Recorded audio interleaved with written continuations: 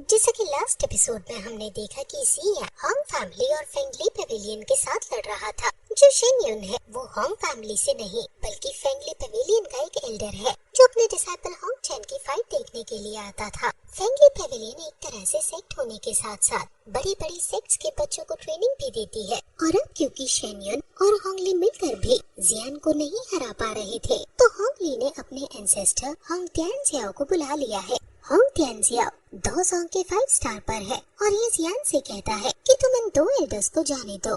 जियान ने होंग ली को गर्दन से पकड़ रखा है। युन शेन होंग तियानजियाओ से कहता है कि जल्दी जियान को मारो। वो 2 सॉन्ग का पपेट शेन युन की हालत टाइट कर रहा था और उसे बहुत ज्यादा पीट रहा है, इसलिए शेन युन जल्दी से इस फाइट को खत्म करना चाहता है और ऐसा सिर्फ होंग तियानजियाओ ही कर सकते हैं। जियान एंसेस्टर को समझाने की कोशिश करता है कि मैं इनको अभी छोड़ सकता हूँ, लेकिन जो भी आज हुआ वो सब होंग फैमिली ने ही किया है। मेरे पास इनकी ये हालत करने के अलावा और कोई चारा नहीं था, इसलिए अगर सीनियर होंगली मुझे अच्छा खासा अमाउंट देकर मुआवजा दे दे तो शायद मैं छोड़ दूंगा इन्हें। एंसेस्टर कहता है कि क्या तुम ये सोच रहे हो कि मुझे समझ नहीं आ रहा कि तुम बस टाइम बाय कर रहे हो ताकि तुम अपनी सोल पावर को फिर से रिगेन कर सको। शेन युन अभी भी बुरी तरह से मार खा रहा है और वो चिल्ला चिल्लाकर एंसेस्टर से कहता है कि आप ये क्या कह रहे हो, क्या आप मेरे मरने का वेट कर रहे हो। एंसेस्टर कहता है कि अगर तुम इन दोनों को नहीं छोड़ोगे तो मुझे बेरहम होने पर ब्लेम मत करना। वो अपने ऑरा को निकालते हैं और जियान एक स्माइल पास करता है और फिर होंग ली को आसमान में बहुत दूर फेंक देता है। वो इतनी दूर जाकर फेंकता है कि वो नजर तक नहीं आता। जियान कहता है कि मैंने उसकी बॉडी में सीक्रेट बॉम्ब लगा दिया है, अब उसकी बॉडी वहाँ जाकर फट जाएगी। अगर तुम उसे बचाना चाहते हो तो जाओ और बचा लो उसे। एंसेस्टर अपने बेटे होंग ली को बचाने के लिए तुरंत आसमान में बहुत दूर चला जाता है ताकि वो सीक्रेट बम फट ना जाए और होंग ली मर ना जाए।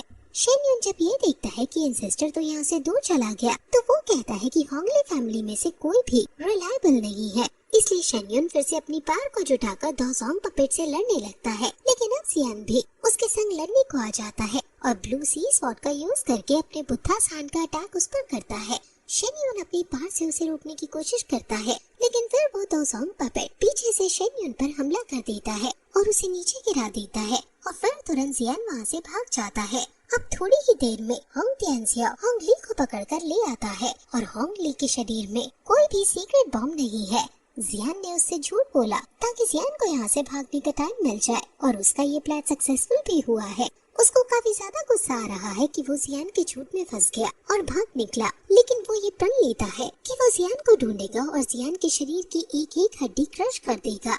शेन युन खड़ा होता है और उसे पता लगता है कि उसकी स्पेस रिंग को जियान चुरा कर ले गया है, जिसके अंदर फेंगली पेविलियन के खास खजाने रखे थे। वो अब प्रण लेता है कि फेंगली पेविलियन भी अब तुम्हें नहीं छोड़ेगी। वो दोनों ही फिर जियान को ढूंढने के लिए वहाँ से उड़कर चले जाते हैं। हैंची ये सब देखकर हैरान हो जाता है कि एक लड़के ने 2 पावरफुल सेक्ट्स को फेंड कर दिया और आसानी से वो उनके सबसे खतरनाक कल्टीवेटर्स के सामने से यूं ही निकल गया। वो जरूर आगे चलकर बहुत बड़ा प्रैक्टिशनर बनेगा, लेकिन अब तक जियान बहुत दूर तक चला गया है और किसी की नजर में वो नहीं आ पा रहा है। अब रात को शेन युन अपने स्पेस रिंग में जो उसकी सोल का थोड़ा सा ट्रेस है उसको लोकेट करने की कोशिश करता है ताकि जियान की पोजीशन का पता लगा सके। होंग तियानजियाओ कहता है कि उस लड़के ने मेरी फैमिली के बहुत सारे लोगों को जान से मार दिया है, मैं कभी उस लड़के को नहीं जाने दे सकता। अब जब शेन युन अपनी सोल को ट्रेस करने में लगा था तभी उसे पता चलता है कि जियान ने उसकी सोल को खत्म कर दिया है उस रिंग से। ये सुनकर होंग तियानजियाओ शॉक हो जाता है कि उसकी पावर एक फाइटिंग एम्परर की है, लेकिन उसने 2 सॉन्ग की सील को तोड़ दिया है। लेकिन जियान के ऊपर अभी भी शेन युन का ब्लड और टीयर्स का मार्क है, जिससे वो उसे फिर से लोकेट करने लगता है। वहीं जियान उसकी सोल रिंग के लॉक को तोड़ने में लगा है और फाइनली वो इसमें कामयाब हो जाता है। 2 सॉन्ग की सोल मार्क को तोड़ पाना आसान नहीं था उसके लिए। वो इसमें सबसे खास खजाना देखने लगता है और उसे एक स्क्रोल दिखता है। वो स्क्रोल लाइटिंग पावर से प्रोटेक्टेड है, इसलिए वो 2 सॉन्ग पपेट को ये स्क्रोल खोलने के लिए देता है। स्क्रोल को खोलते ही बहुत जोर का लाइटनिंग अटैक उस 2 सॉन्ग को पड़ता है और अगर ये अटैक जियान को पड़ा होता तो जियान अधमरी हालत में आ गया होता। उस स्क्रोल के अंदर से बहुत सारी लाइटनिंग निकलने लगती है, जिससे जियान अपनी एक फ्लेम की शील्ड बनाकर बचता है। 2 सॉन्ग अभी भी उस लाइटनिंग अटैक की चपेट में है, लेकिन वो खुद को संभालता है और खुद को फिर से ठीक करता है। अब वो स्क्रोल भी शांत हो जाता है और जियान उसे पकड़ता है। इसका नाम 3000 थंडर चेंजेस है और स्क्रोल को खोलते ही उसके अंदर से एक स्प्रेड निकलती है जो जियान को इस स्क्रोल के बारे में बताती है कि ये 3000 थंडर टू चेंज बॉडी है। अगर तुम इसको प्रैक्टिस करते हो तो तुम अपनी बॉडी को कंडेंस और चेंज कर पाओगे, यानी तुम इससे अपना एक क्लोन क्रिएट कर पाओगे और उस क्लोन की ताकत बिल्कुल मेन बॉडी जितनी होगी। ये हेवन लेवल फाइटिंग स्किल है और जियान समझ जाता है कि ये फेंगली पेविलियन का सबसे खास खजाना है। वो स्पिरिट जियान को समझाती है कि इसको प्रैक्टिस करने के लिए तुम्हें पहले 3000 थंडरबोल्ट्स की हाईएस्ट लेवल तक पहुंचना होगा। जियान कहता है कि अगर मैं इसको प्रैक्टिस कर लूंगा तो अगर मैं दोज़ोंग होऊंगा तो फिर एक दोज़ुन की जगह ओपोनेंट से लड़ने के लिए दो दोज़ुन होंगे। उसे 3000 थंडर स्ट्राइक की बात सैन क्वान ली डॉ से मिली थी, यानी सैन क्वान ली डॉ असल में फेंगली पेविलियन का ही एक ट्रेजर है। जियान ने ये सोचा ना था कि उसकी पार के ऐसे रिलेशन निकलेंगे। अब जियान इसको प्रैक्टिस करने के लिए बैठ जाता है और उसे तियानवे सिटी के कई सारे गॉड्स की मूर्तियां देखती हैं और वो एक थंडर पूल के ऊपर खड़ा है। इसको जब वो टच करता है तो कई सारी स्पेल्स उसके आसपास आ जाती हैं और जियान इन स्पेल्स को अपने अंदर लेने लगता है, लेकिन उसे इस कल्टीवेशन का मेथड कहीं दिखाई नहीं देता। उसे लगने लगता है कि कहीं ये उस मेथड का सिर्फ एक पार्ट तो नहीं, क्या पता दूसरे पार्ट्स फेंगली पेविलियन में कहीं और हो। और जब वो इस स्क्रोल को एक्सप्लोर कर ही रहा था तो आसपास उसके भूकंप आने लगता है, यानी बाहर कुछ हो रहा है। बाहर होंग तियानजिया और शेन्यून आ गए हैं और वो अपने डिसाइपल्स का यूज करके पूरे माउंटेन्स पर हमला कर जियान को ढूंढ रहे हैं। शेन्यून ने जियान के इस एरिया में ब्लड मार्क्स को सेंस कर लिया है और ये भी कि जियान यही छुपा हुआ है। अब ये दोनों पक्का डिसाइड करके आए हैं कि ये जियान को मार डालेंगे। जियान इनको देखकर शॉक हो जाता है क्योंकि ये काफी जल्दी यहाँ आ गए हैं। अब जियान अगर प्रैक्टिस में लगा रहेगा तो ये दोनों मिलकर जियान को मार देंगे और अगर जियान इनसे लड़ने जाएगा तो जियान को तब भी ये मार ही देंगे। जियान टेंशन में आने लगता है कि अब उसे क्या करना चाहिए, लेकिन तभी उसकी सोल रिंग में से वो किंग जो दोज़ुन पर है वो कहता है कि तुम बस दोज़ुन से डर रहे हो, तुम चिंता क्यों करते हो, मैं हूँ ना तुम्हारे साथ। जियान खुश हो जाता है और क्योंकि उसके ऊपर का पहाड़ टूटने लगता है इसलिए अब उसे बाहर आना ही पड़ता है। जियान बाहर आता है और कहता है कि अब तो तुम इतनी बार मुझे परेशान कर चुके हो कि मुझे तुमसे नफरत होने लगी है, हमेशा बीच में आ जाते हो। शेन्यून कहता है कि तो अब तुम्हारी हम नफरत खत्म कर देते हैं तुमको मारकर। होंग तियानजियाओ अपनी बड़ी सी तलवार को निकालकर कहता है कि देखते हैं कि तुम अब कैसे हमारे हाथों से बचकर भागते हो। जियान अपने प्रोटेक्टर दोज़ुन को निकालता है कि तुम ऐसे बिल्कुल नहीं कर सकते हो, तुम डिसाइड नहीं कर सकते कि कौन जिएगा और कौन नहीं। होंग तियानजियाओ कहता है कि एक पपेट का यूज करके तुम हमें हराओगे। अभी एक दिन पहले ही शेन्यून ने इस पपेट दोज़ुन से बहुत मार खाई है, इसलिए शेन्यून बीच में होंग तियानजियाओ को काटते हुए बोलता है कि आप पपेट दोज़ुन से लड़ लो, मैं इस एरोगेंट जियान को संभालता हूँ। होंग तियानजियाओ फिर पपेट दोज़ुन से लड़ने के लिए आगे बढ़ जाता है और उसको जियान को खत्म करने को बोलता है। पपेट दोज़ुन और होंग तियानजियाओ की बहुत आइकॉनिक लेवल की फाइट होने लगती है और पहले तो पपेट दोज़ुन ही जीतता हुआ नजर आता है।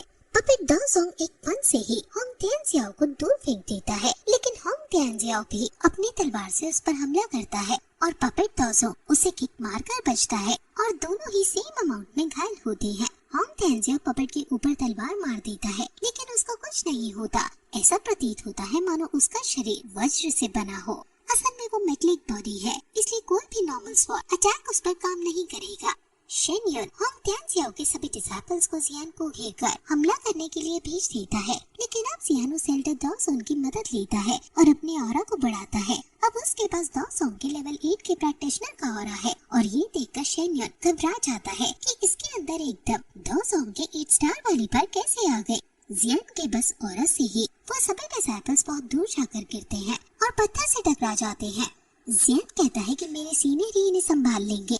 जियान के अंदर से कंटिन्यूअस बहुत ज्यादा टेरिबल ऑरा निकल रहा है और होंग तियानजियाओ भी इतने टेरिबल पावर को देखकर हैरान है। हान यू और उसके ग्रैंडपा भी जियान को खोजते खोजते यहाँ तक आ गए हैं। हान यू कहती है कि आप जियान को ढूंढ तो लोगे ना। ग्रैंडपा कहती है कि तुम्हें अच्छे से पता है कि हम सिर्फ जियान की सीक्रेटली मदद कर सकते हैं। अगर किसी को पता चला कि हमने जियान की मदद फेंगली पेविलियन के और होंग फैमिली के खिलाफ जाकर की है, वो लोग हमें खत्म कर देंगे। इसलिए जितना मुझ पर हो पाएगा उतना सीक्रेटली मैं उसकी मदद करूँगा, चाहे इसमें मेरी जान ही क्यों न चली जाए। उसने मेरी पोतियों को बचाया है, ये बहुत कम होगा जो मैं उसके लिए करूँगा। अब वो बात ही कर ही रहे थे कि तभी उन्हें जियान दिखता है और वो भी समझ जाते हैं कि जियान के अंदर कितनी ज्यादा पावर है और वो हंसते हुए कहते हैं कि शायद हमारी यहाँ की ट्रिप वेस्ट हो गई, क्योंकि जियान को बचाने की नहीं बल्कि होंग तियानजियाओ को बचाने की जरूरत है। यहाँ तो शेन युन तो अभी तक इसी सदमे में है कि आखिर ये क्या हो गया, इतनी एडवांस सीक्रेट टेक्निक इस जियान के पास कैसे आ गई। लेकिन क्या ऐसा भी हो सकता है कि जियान ये फेक ऑरा दिखा रहा हो ताकि हम डर जाएं? तो चलो अब इससे लड़कर पता कर ही लेता हूँ कि इसमें सच में कितनी पावर है जितना ये दिखा रहा है या ये फेक कर रहा है। जियान तुरंत आसपास बहुत सारे आग के गोले क्रिएट करता है और सभी को शेन युन के ऊपर छोड़ देता है। वो सभी आग के गोले शेन युन के पास आकर विस्फोट होने लगते हैं, जिससे शेन युन के हार्ट में बहुत तेज दर्द होता है और वो नीचे गिरने लगता है और सोचने लगता है कि आखिर ये लड़का है कौन। वो तुरंत यहाँ से भागने लगता है, लेकिन उसे भागने में भी बहुत ज्यादा दिक्कतों का सामना करना पड़ रहा है, क्योंकि ये आग के गोले उसका पीछे छोड़ने का नाम ही नहीं ले रहे और इससे शेन युन बहुत ज्यादा घायल हो जा रहा है।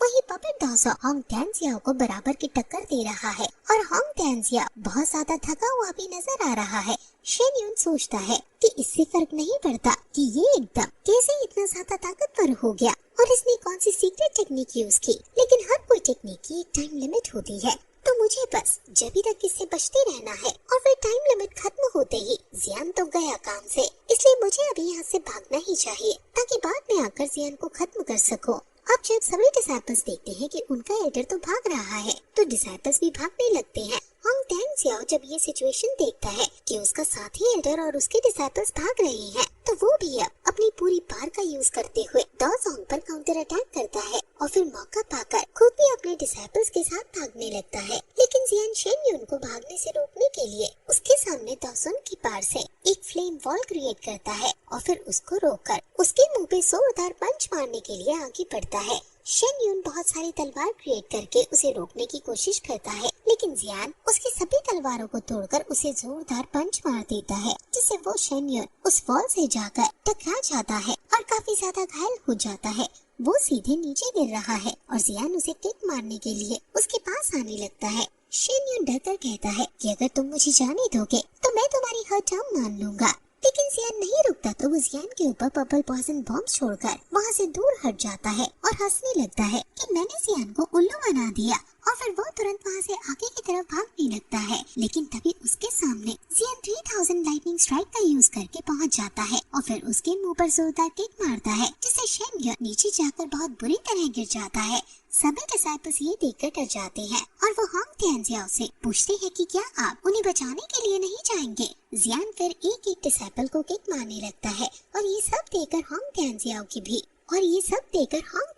भी हैरान हो जाते हैं। वो समझ आता है कि अगर अब वो जियान से लड़ने गया तो वो मर जाएगा, इसलिए वो अपने बचे हुए डिसाइपल्स के साथ यहाँ से भागने लगता है। जियान शेन युन को गर्दन से पकड़ लेता है। शेन युन कहता है कि अगर तुम मुझे जान से मारना चाहते हो तो मैं अब तुम्हें भी नहीं छोड़ूंगा, तुम भी मेरे संग मरोगे। वो सेल्फ डिस्ट्रक्ट की टेक्निक का यूज करने लगता है, लेकिन जियान उससे दूर हट जाता है और अपनी फ्लेम से उसके आसपास एक शील्ड वॉल क्रिएट करता है, जिससे उसकी सेल्फ डिस्ट्रक्ट का विस्फोट सिर्फ उसी तक सीमित हो। और फिर जब वो विस्फोट होता है तो इसी वॉल शील्ड के अंदर होता है और खुद तो वो मर जाता है, लेकिन जियान को एक खरोच तक नहीं आती। होंग तियानजियाओ दूर से जब ये देखता है तो शॉक हो जाता है कि ये जियान ने क्या कर दिया। अब फ्रेंडली पेविलियन चुप नहीं बैठेगी और जिसने भी उनके एल्डर को मारा है उसको बेरहमी से मौत के घाट उतारेगी। अब जियान के खिलाफ बहुत बड़ा युद्ध छिड़ने वाला है और ना जाने अब इस युद्ध में कौन कौन कुर्बान होगा। और फिर ये एपिसोड यहीं खत्म हो जाता है।